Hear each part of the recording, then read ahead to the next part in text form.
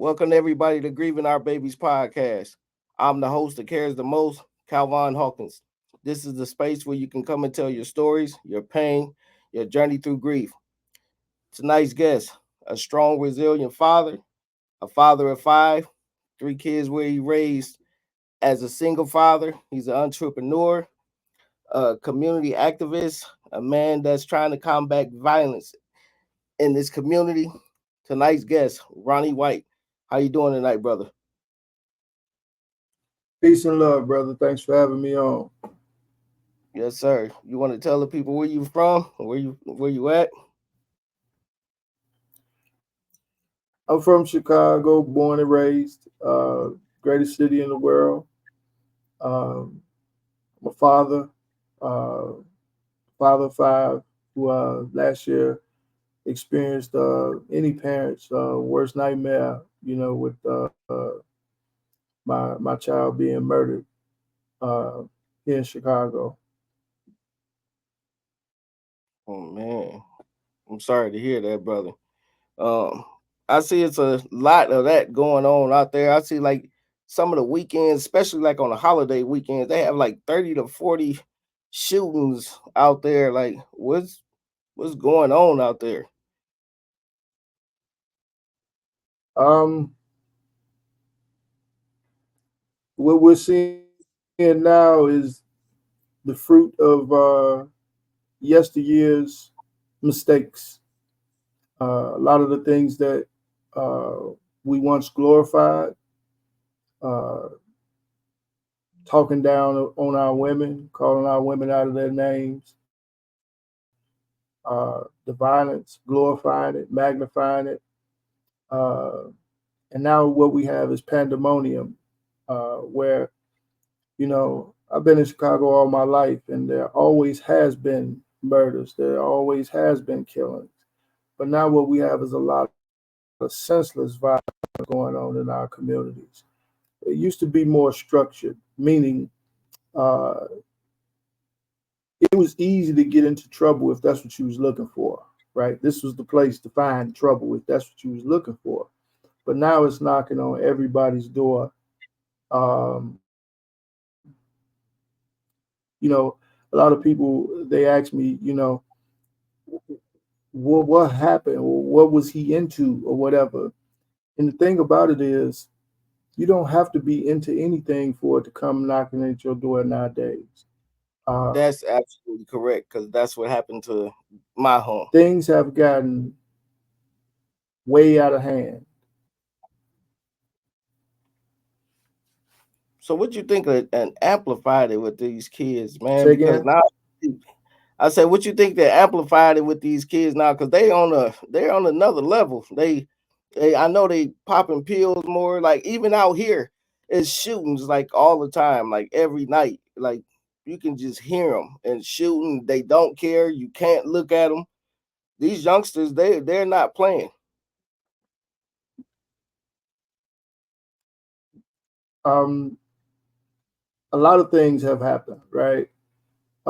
We could start from the crack era of the 1980s, right? We can just start right there, even though we can go even further. But I want to start right there. Well, if you look at it in the 1980s, when the crack epidemic hit the black communities, uh, we had what they would call crack babies, right? And now the crack babies is Big Mama Nim. They are the elders, right? And so now they have given birth to children who have now being medicated in these schools with Ritalin and things like that.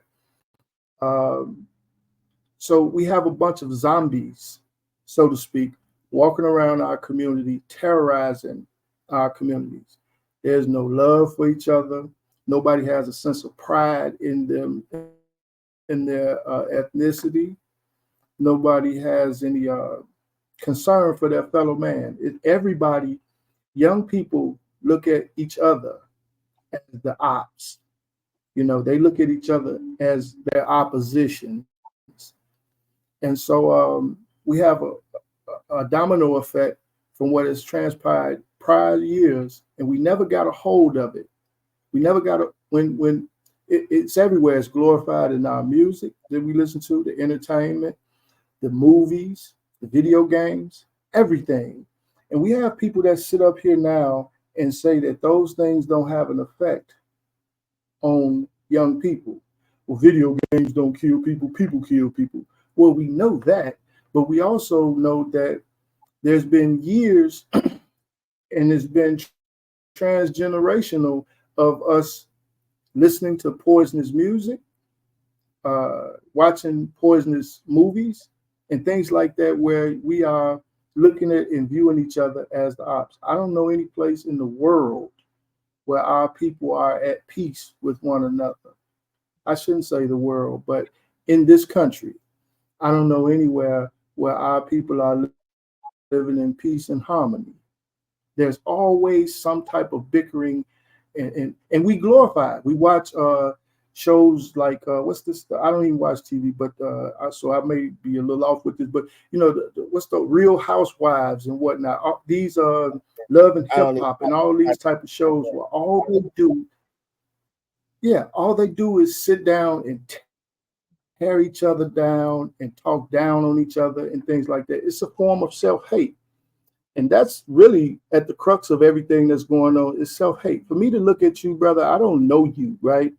I have met you before. You probably don't remember. You had a music shop years ago in Michigan City. I Yeah, remember going by there or whatever. on the Yeah, street. Yeah, yeah, yeah, yeah. But I don't hate you. You know what I mean? I don't think you could do anything unless you bring me bodily harm or something, something like that. You a threat to my life, where I feel like me and you have to. Uh, we just look at each other, and I want to kill you. This is a whole nother mindset. We have lost our way as a people. Uh, we have lost our forays and our mores. We have lost who we are. We have become the niggers that they want us to be. You know, um, and it's pretty sad. So you know, I've done things to try to you know reduce because you America's a violent country. You'll never eradicate violence in this country. There's too much bloodshed all over this country. But what you try to do is reduce it from senseless violence.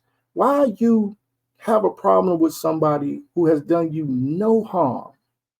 They're just simply you have young people now who are attacking and carjacking elderly women in the community. yeah. I see This that is on the news. unheard of. I mean, yeah, Why are they doing? Why and are they it's like, showing Chicago? Sorry about that. Why are they showing Chicago more than any other state? They making it all like the epic center of the violence. Why are they showing? Why do you think they just well, showing y'all? because I call it the Obama effect, right? So if you think about it, this didn't really start Chicago.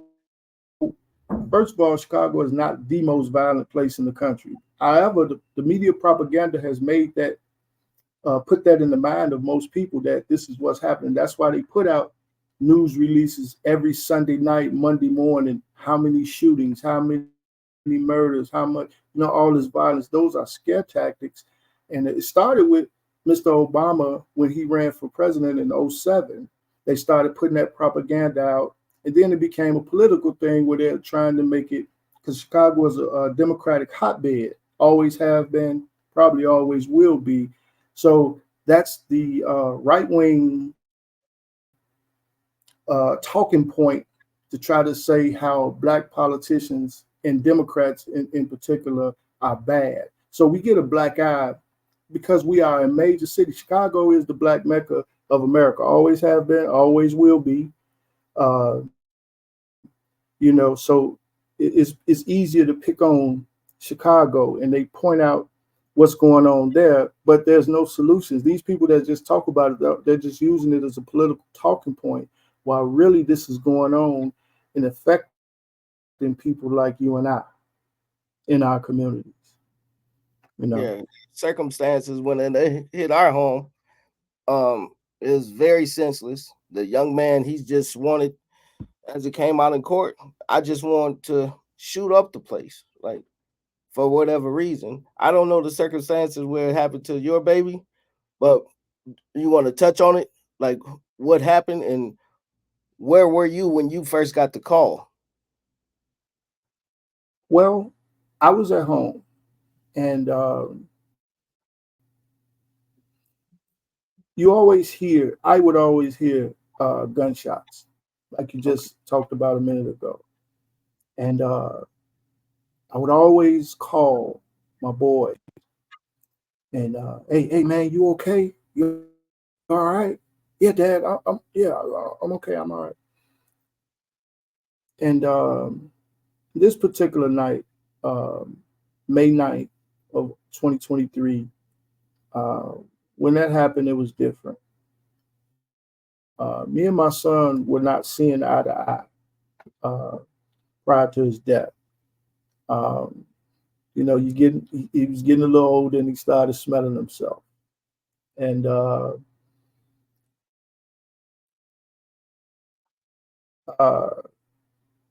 but he had started coming back around before he was murdered. Okay. And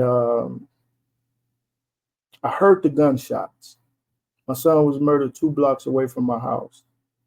And I heard the gunshots and I said, this time in particular, I said, Ronnie, you ain't gonna keep being so lucky, you know. I don't know why that thought came across my mind, but uh, I got a call from my other son saying that my son had been shot.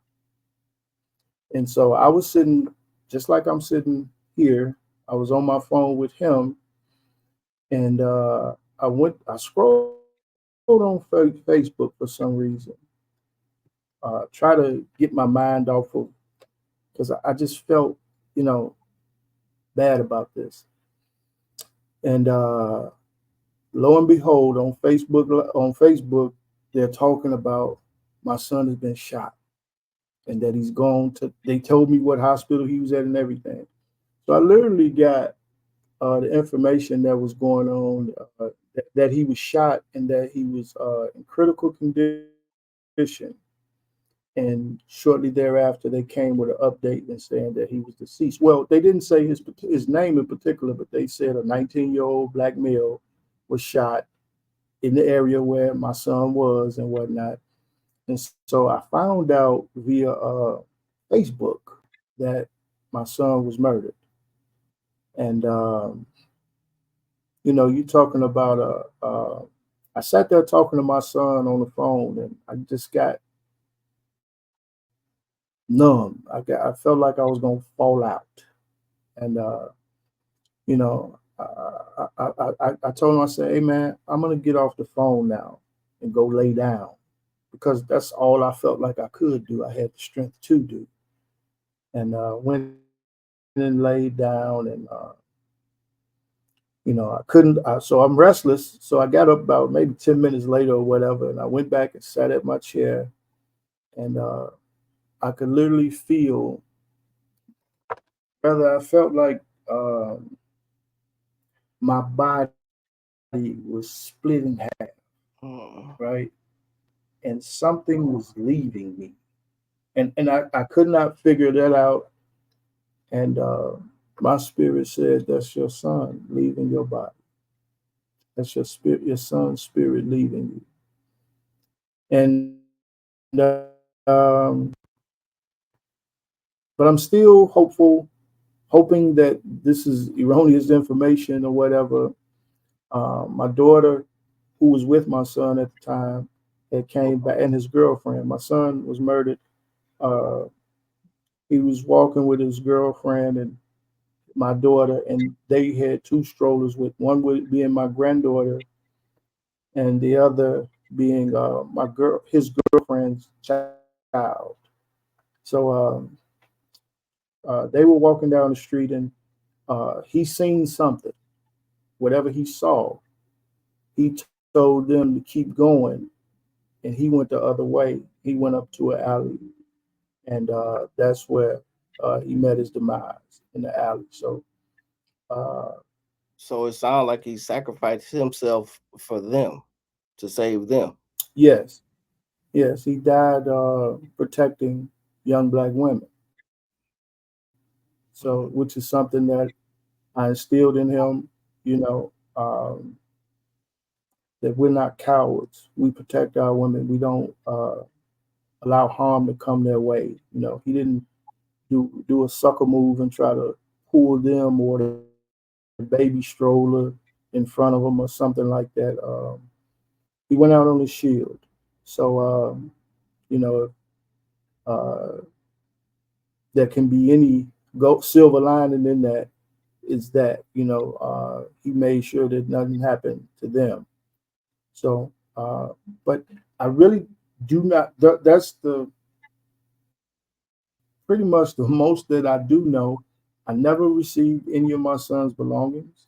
I never received his phone, never received his clothing, never received anything.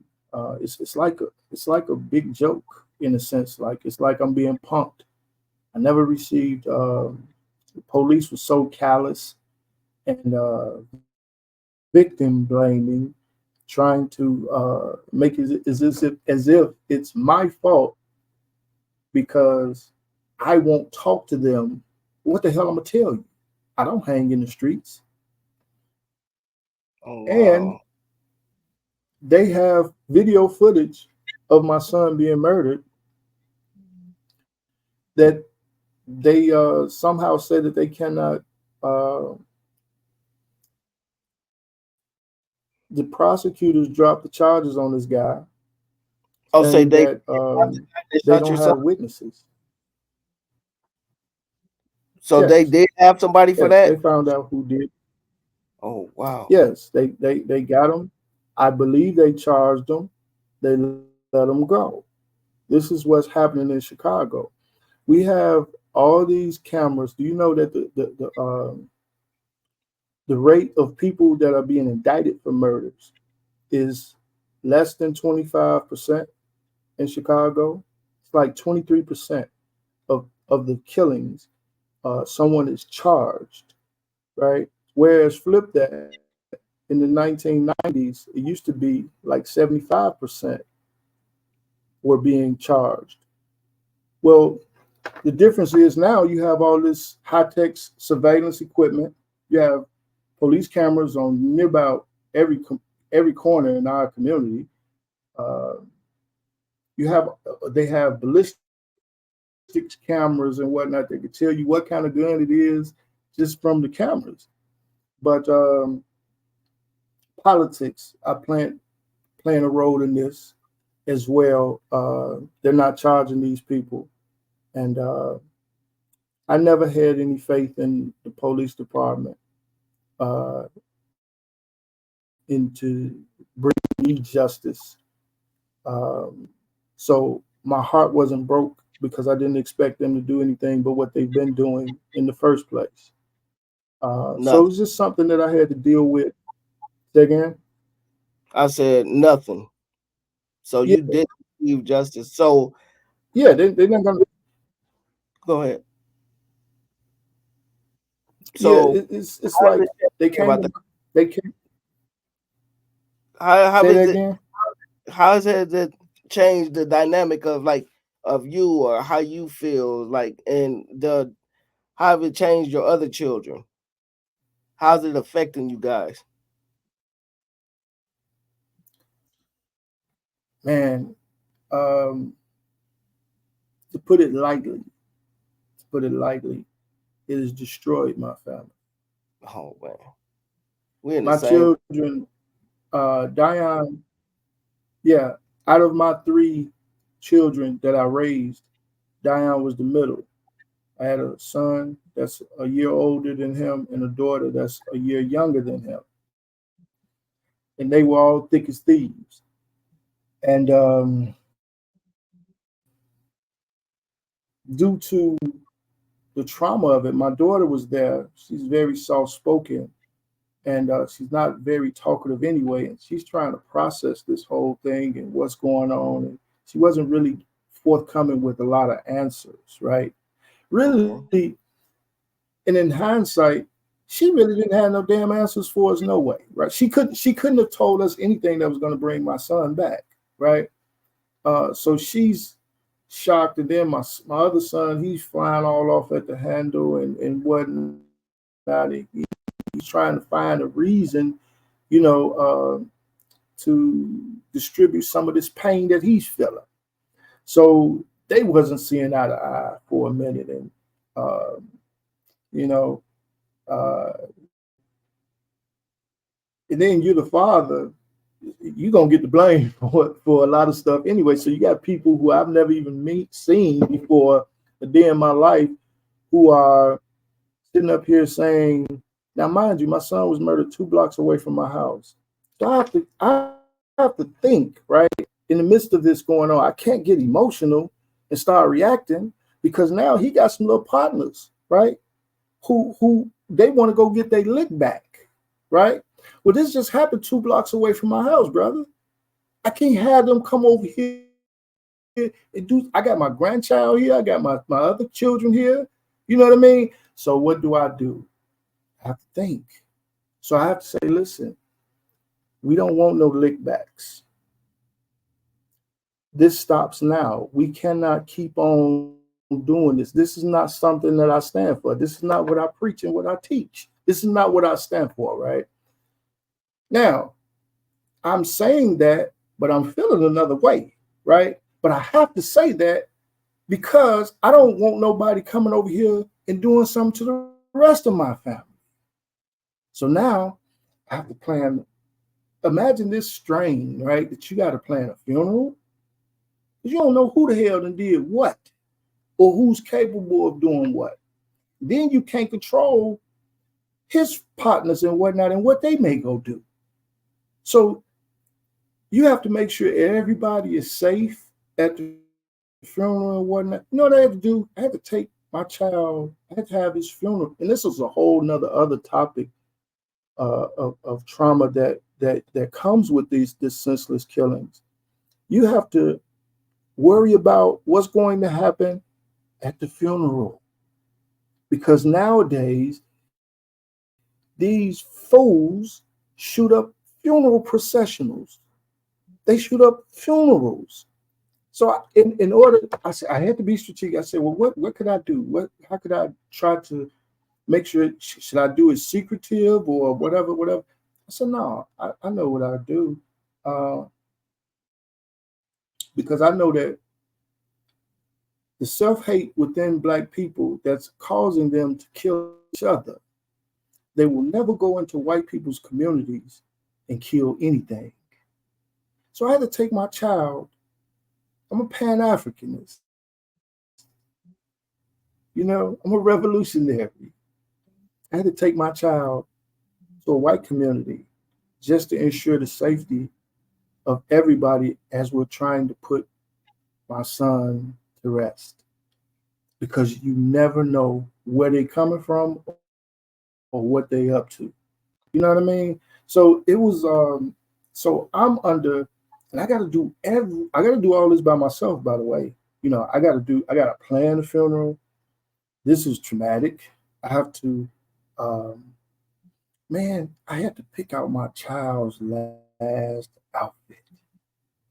Man, listen, and then and that was about the most traumatic thing in the whole process because I'm literally in the store buying my son's last outfit, and what the hell outfit is good enough for my child, right? This is his last outfit, right? So that's traumatic in itself. Then I'm seeing visions of my child coming through aisles as a little boy. Same Mhm. store. Dad, look at me. I'm sharp. This is what's going on in my mind. I'm not fully sane. The world is slowed down, and I'm moving real slow, and I'm dealing with it. But I got to keep moving. I got to keep making things happen. I got to eulogize my child. This is the child that one day I wanted to. I planned on having this child to eulogize me. But here it is, I'm finding myself now having to eulogize my child. You know, there's no word. There's a word for when a man loses his wife, when a wife loses her husband. There's no word for a father having to bury their child. What do we call us? You know, Because when I because spoke it's at my daughter's unnatural. funeral, This is not the way it's supposed to be. when I spoke at my daughter's funeral, man, I said the same Yeah, thing. it's heavy. A parent is not supposed to bury a child. A child is supposed to bury a parent. That was the words that I had to say at my daughter's funeral, Absolutely, and absolutely. And it's so terrible. yeah, yeah, it is. And so you're dealing with all these. You've lost your child. Then you have to go forth and do all. Now you got to be strong for everybody to see. Because now, my son can't see me upset. Because if my son see me upset, now he's upset. Now he want to go, and then my daughter can't see me upset because now my daughter's up. So you got to be strong. You have to be strong for everybody, and then you have to be strong for yourself because they took something precious from me. They took my child. You know, so now you're thinking about retribution. Now, I don't even. I'm totally against all of this foolishness that's going on. I've been on the front lines against this type of stuff, but it came knocking on my door. You see, so I had to figure out a way and find a way. Thanks be to God, uh, to keep my head, to keep my sanity. I really felt like I was really going to go crazy. I thought I was going to snap out and lose my mind. You know, it was heavy. It is heavy still. I've learned how to deal with it. I've learned to try. The toughest part is trying to figure out how to live in this world without my child. You know, Listen, brother. that's tough, and I'm sure you That's can yeah, attest to that everyday as well. process. I mean, like some days we gonna have good days, some days we gonna have bad days. Like some days I get up and I'm like fully energized. I'm ready to go. I'm ready to do this. But sometimes, man, when I think about my daughter, it puts me in that room, and then I sometimes I lay down for like 1 or 2 days, man. And then my wife would be like, "I see what's going on. You got to get back up."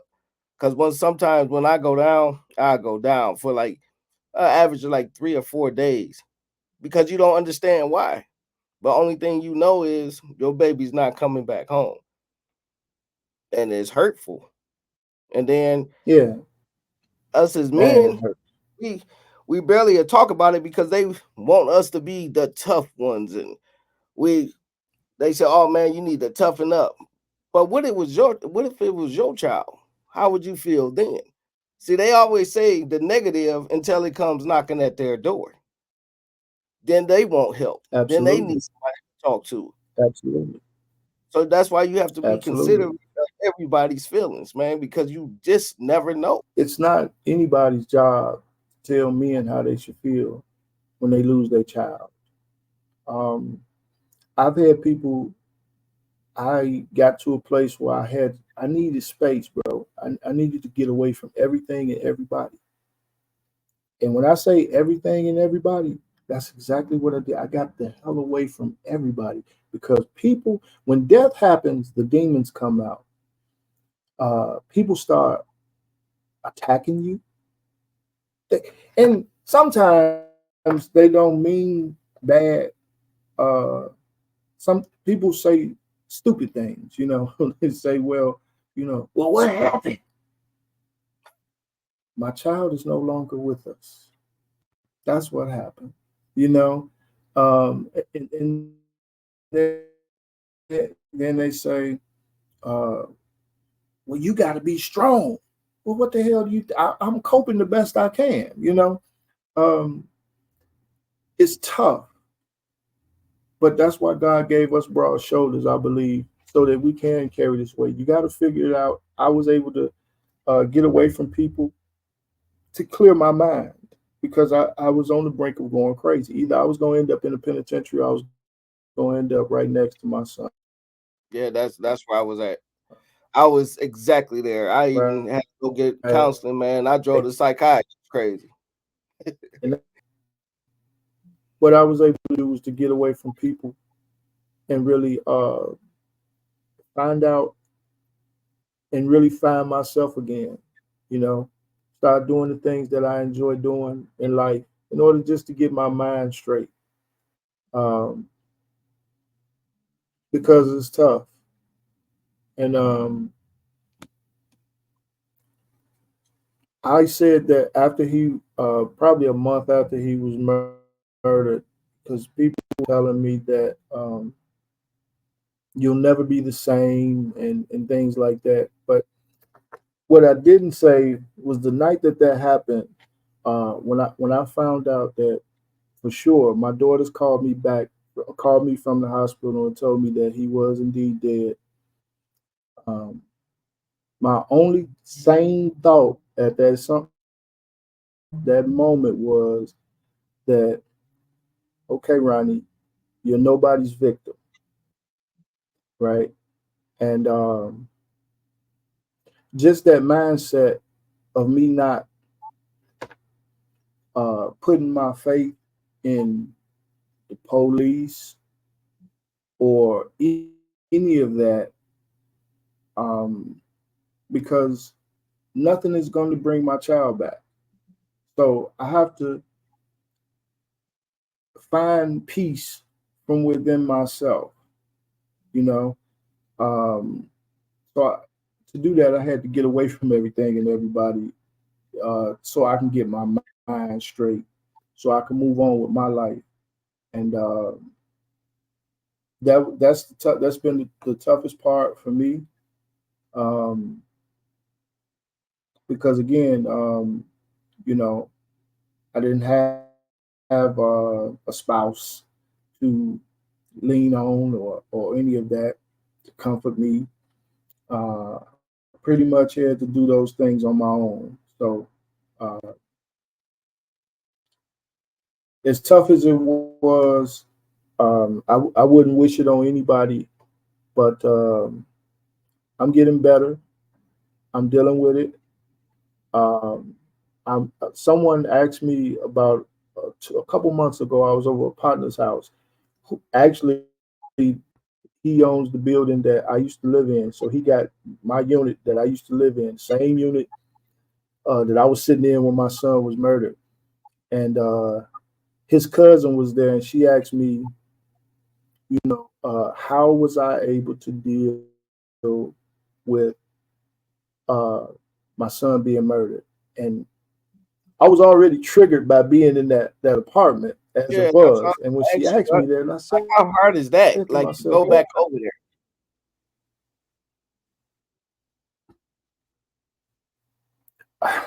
Well, it's facing your fears, you know, um, and it kind of was therapeutic in a sense, you know what I mean? Um, because cleaning out that apartment, man, and to see my son's stuff, and then it's some stuff I have to throw away. Oh man, and I seen his skateboard, right? Man, it just tore me up. That was between picking out his last outfit and cleaning out my old apartment, man. That was it took me a week to do something that could have took me about 7 8 hours. Um, I was just that messed up.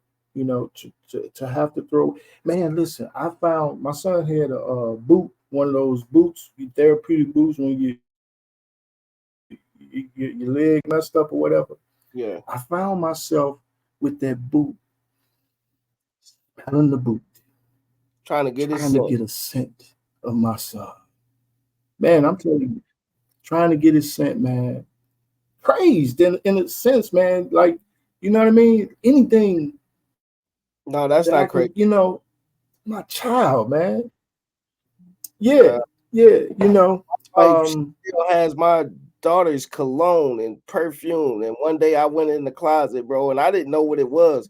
and I grabbed the box and I was like, man, what's in the shoe box? Because she had it tucked in the closet. And I opened the shoe box and smelled my daughter, man. I closed Yeah. that thing and I was like, no, it just messed me up. So Yeah. yeah, bro, Yeah. it just us wanting them back, Yeah. but we can't have them back. That's Yeah. what it is. It's not crazy, bro. Right. It just hurt. Yeah. Yeah. Yeah. So the young lady asked me, how about I've been dealing with it, and at first I got upset, and I said, why the hell would she ask me that, and I said, I don't want to talk about that, and she says, well, I just asked you because my child was just murdered a few months ago, and I go, Mm, oh, mm. oh, She was just trying to so figure now I out how find to do myself, it. huh? She was just trying to figure out how are you dealing with I, it. I found right. And so I found myself being a counselor, but I need some counseling at the time. So I told her, and I'm going to share this. Um, I was able to cope with the death of my child by being grateful for 19 years with this amazing young person. You know, there was never a dull moment with this kid. He always challenged me. I missed the mental wars we used to have. Um, he had a way of getting under my skin, and we had a special relationship, and I was just grateful that God allowed me to have 19 years with him.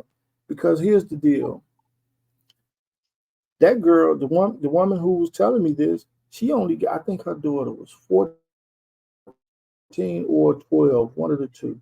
She got Oh 12 or man. 14 years, right? And I only got 17, Some almost like people, before her 18th birthday, my daughter.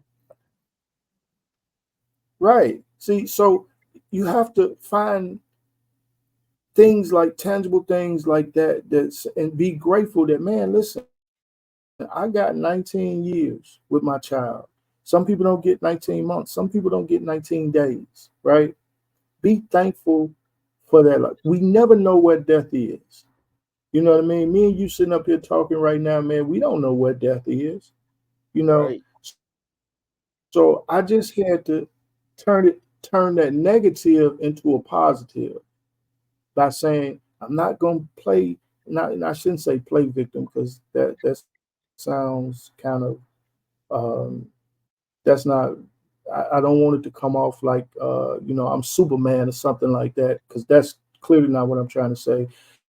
But the mindset just of not um,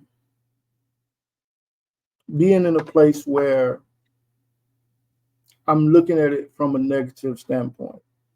I try to just stay positive as I possibly can. Yes, I have moments. Man, it don't take much. Some things could. I was at the park smoking a cigar a couple months ago, and somebody came out there with his son, and they started throwing the football. Mm. That's all they did was throw a football. And it took me back to see the joy of the little boy catching the football for the first time in his life, right? It took me back to those memories that I had with my son. My son played football, and I coached him and all of that. He wrestled, he boxed, he did all the sports that So you he was an able to athlete. play. Oh man, yeah, yeah. He was gifted, very gifted. Very gifted child, man. Um, Made some bad choices in life. Uh, he was getting himself together. Time didn't allow him to reach his greatness, you know. he was robbed of by time. And that's why I tell young people, um, I would always tell him, I said, man, as soon as you learn how to mentally respond as opposed to emotionally react, you're gonna be a bad boy.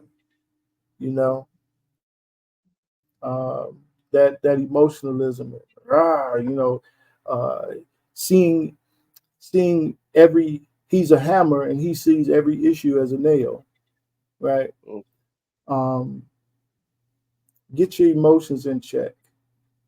Think past tomorrow.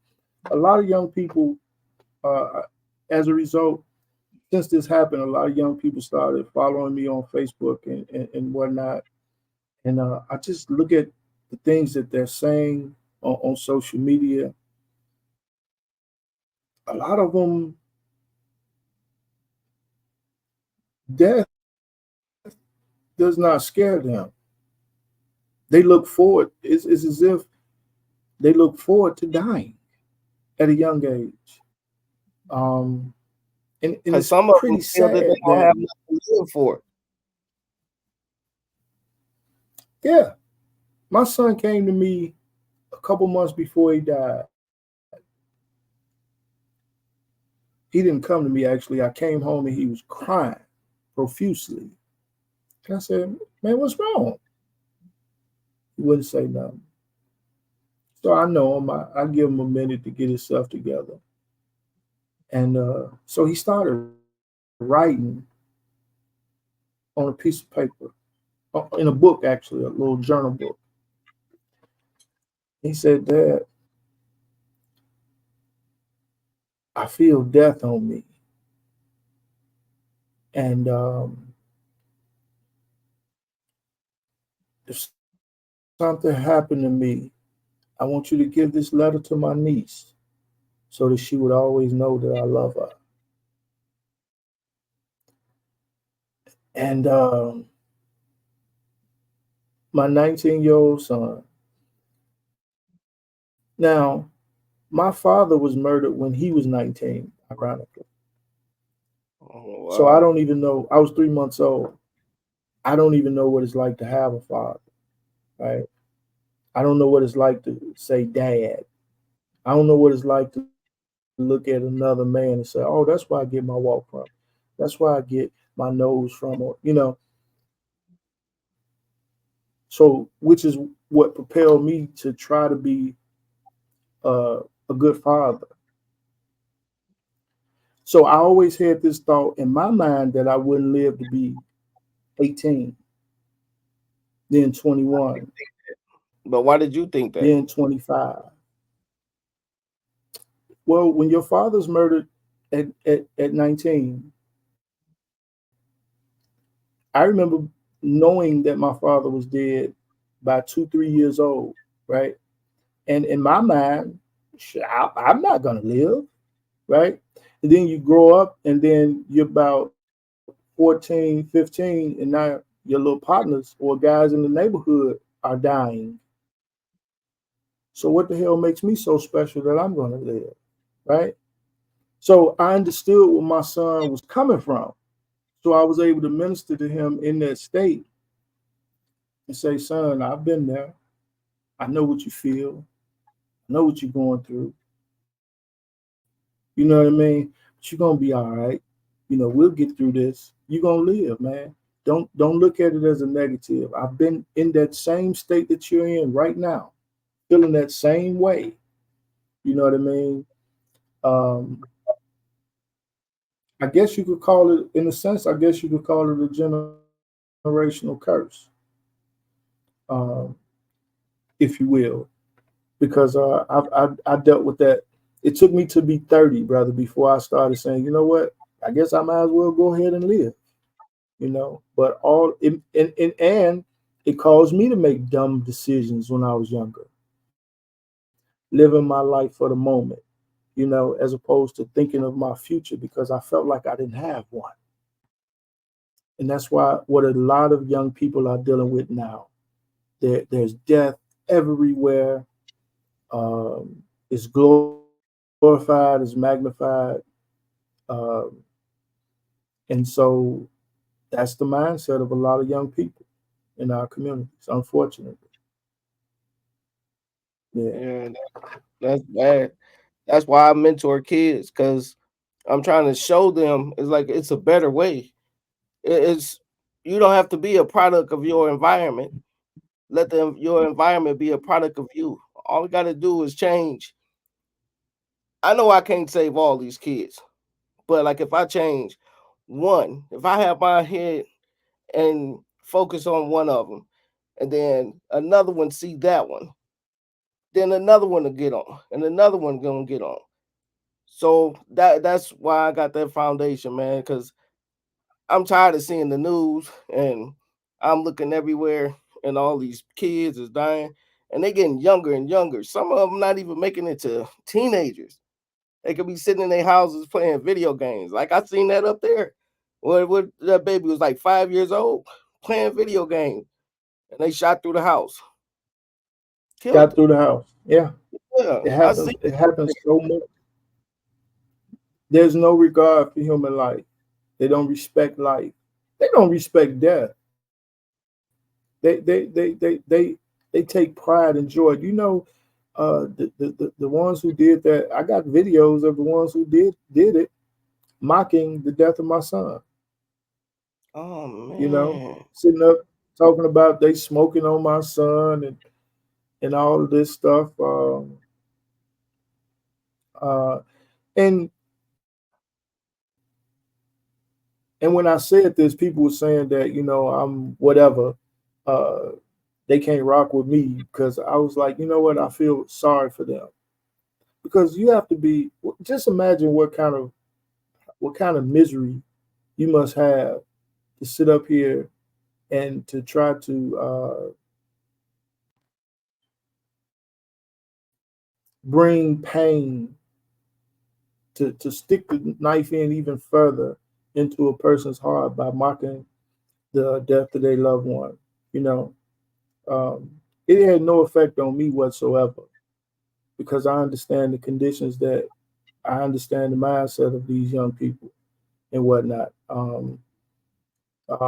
But my thing was to, cover my children, because I know that they were affected by it more so than anybody. So it's terrible, man. How um, there's no regard for human life, man. They don't think twice. That's the thing right there. You have a bunch of emotional young people And they who brains not emotionally react. developed. They don't mentally respond to anything. They don't think. See, we come from a generation, right? We counted the cost, right? If I go over here and and kill this person, you mean tell me I'm gonna have to live in basically a bathroom in a penitentiary in a room the size of a cell the size of a bathroom with another man for the rest of my life? They don't think like that. You know what I mean? Their life is about however they feel in that instant, and they react Mhm. upon that, and then they find themselves in a situation that will lead them to an eternal grave or eternity in the penitentiary, and that's where we are. And they understand That's where we once you go to that penitentiary, ain't no calling home and like you can call home when you at school talking about mama, could you come do this? The warrant ain't coming out there to get you. Ain't nobody in there to save you. You on your own. If you're are. gonna And be a more sheep, importantly, ain't no out the food. guns. It ain't no guns in there either. No, not at You all. know. They like put their hands up and find a knife or something. Yeah. So it's terrible. It's a never ending cycle, and the system is getting over because they get a 2 for 1. One of them is dead, and one of them is in the penitentiary. Hmm. And the hamster wheel keeps on spinning. They don't care. Man, the police came to my house the next morning and they were just as, cavalier. It's like, yeah, well, you don't want to talk? You don't want to talk? Dude, I just lost my child. If you don't get the hell away from me, talking about, I'm telling you, I don't know what the hell, I don't know. I can't even, I can't even process the fact that my child is gone. And you're sitting up here asking me questions that I can't answer if I wanted to. I don't know. I don't run the streets and whatnot. So it was just a situation. It's a never ending cycle. And meanwhile, our people are just partying, kicking it, and saying I'm so sick of seeing praying hands on Facebook and my condolences and things like that. Why are we doing anything to try to reduce a lot of this foolishness? And a lot of it starts on Facebook. This is Yeah, all. My see. son is murdered. Was murdered. He was murdered over something that was wrote on Facebook. Isn't that terrible? Something that was Wow. wrote on a post on Facebook that led to him no longer being with us. This constantly goes on. This cycle of foolishness. And Facebook, they know what's going on. They got the inbox messages. The police can get a hold of all that stuff. But they don't care. They don't give a damn. Nobody cares. Nobody seems to care. And so the hamster wheel just keeps on spinning. They only care when they You know? touch their house. That's when they want to care. Yeah, yeah. But they got a hedge of protection, and they're away from that whole realm of what's going on. They're not in the fire, so they don't care. Everybody capitalizes off Black Death. I could write a book on the funeral homes and what I had to deal with the funeral homes. But shout out to B Hicks and Nolan over there at Coleman. They took care of me, professional, great people. But I had a predatory funeral home director. You know, um,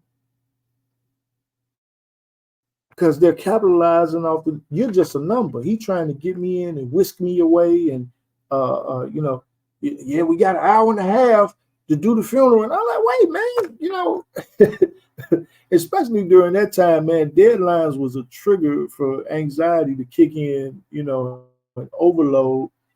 That was just a whole horrible bad experience. But you have people like that that are preying on people because and then charge me.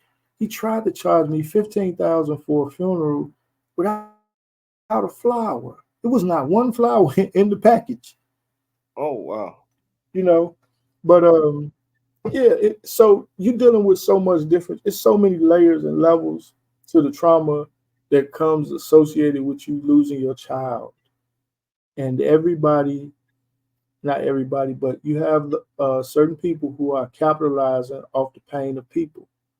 You know, you have sites on Facebook who that's all they do is post about the shootings. I told you my son, I found out everything about my son by a Facebook post. And They got a this site, site on that on Facebook on up there.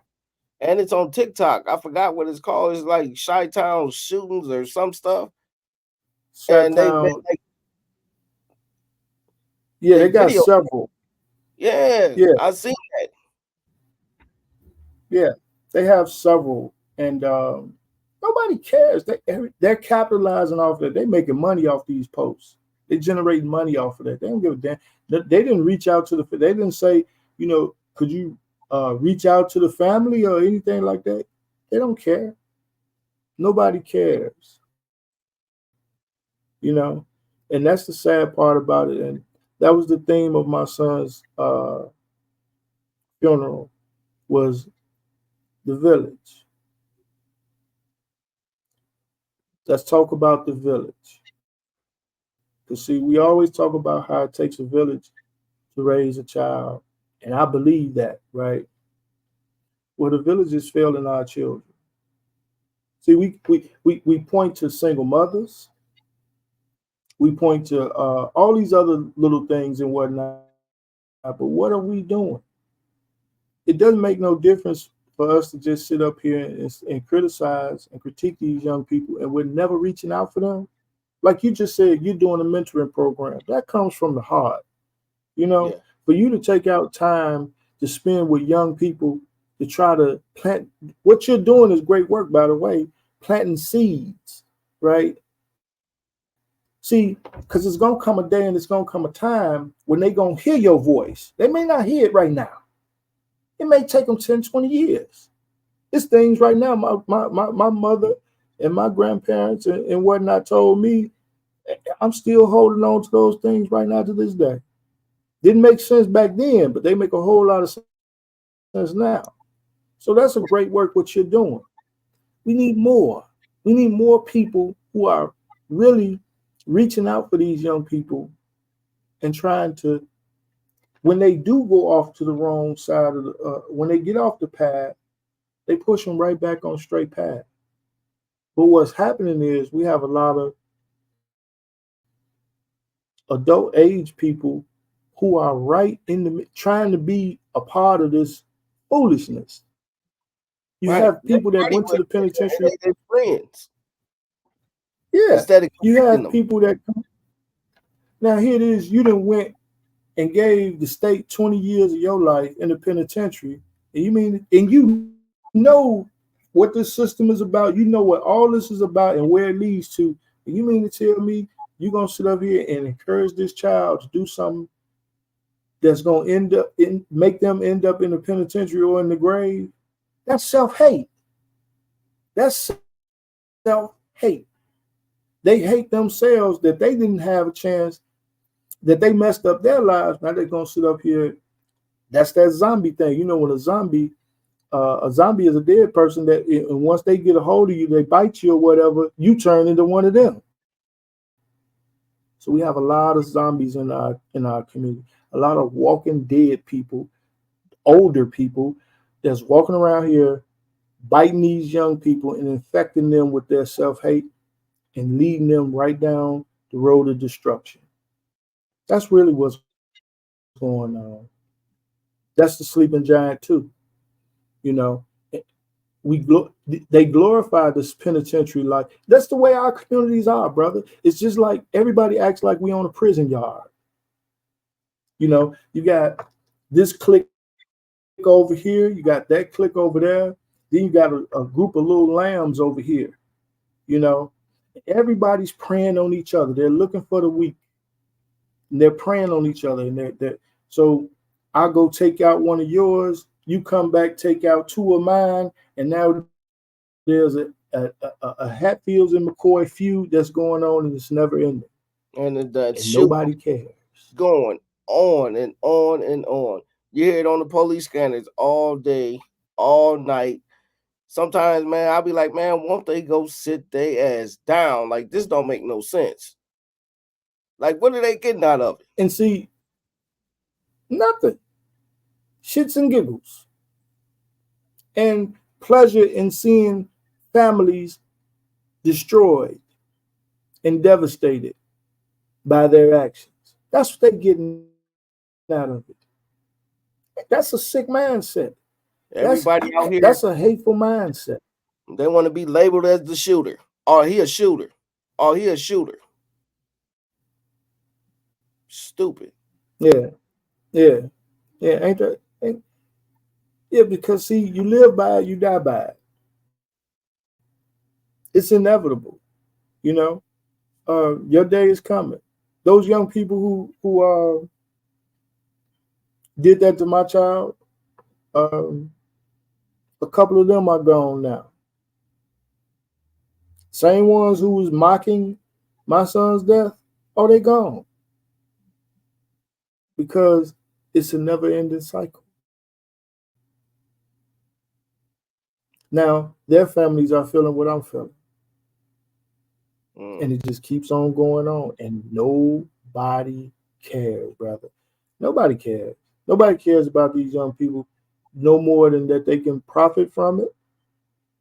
It's very few people that are genuinely trying to do things to help these young people. And that's the sad part. The village has failed our young people. We sit up here and we say, and I agree that a lot of things that they do is ridiculous, um, and whatnot, but who the hell raised them? Where did they get it from? We are the ones who fought people like Reverend Calvin Butts and C. Dolores Tucker, who told us don't be calling our women bitches. We thought that, they don't know what they talking about. That's old fogey. I'm gonna call her. Now look at what's happening. We got young girls who are being human trafficked. Man, it's so many layers to the conditions in our communities, and we have people that won't take accountability for what we've done and say that, hey man, we did some things that was wrong. Oh, How do we they not right the gonna do ship? that. They ain't gonna take no accountability. That's not Ah, gonna happen.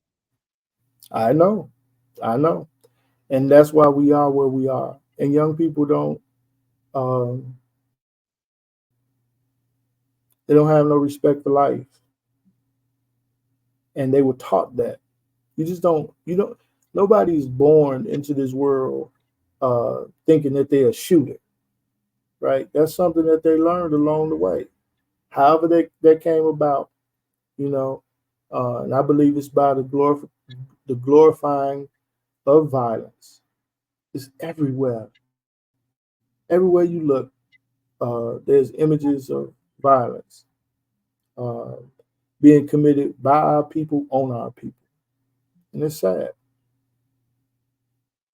You know, It's horrible, so man. I don't know.